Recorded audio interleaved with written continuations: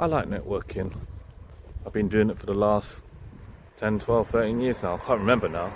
It's just part of what I do in the business. But I couldn't rely on it to generate business, because over the years it comes and goes, and when it comes and goes, you can't rely on it to generate you regular leads.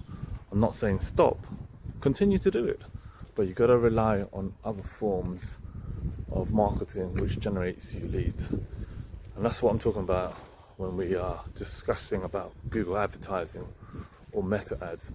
Those are the only true places where you can tap into a source where it can generate you leads.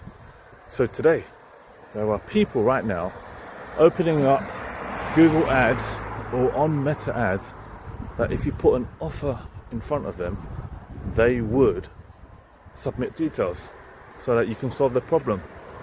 How amazing. Think about it. You just need to think about this, right? It seems very normal that you could spend money right now, put your advertisement in front of their eyes, and they would submit details to get a quote, get a lead, whatever, so that you can start your conversations. Once you figure out paid advertising, you never turn it off. Most customers that I work with, they always keep it on because it generates leads. And the only reason you would turn it off is because you've got too much work on. Otherwise, you keep it running. But look, advertising works because Google keeps growing. If you look at Google's revenues, which is from advertising, it keeps growing because it works. And the only reason why it hasn't worked for you is because your company hasn't figured out the variables.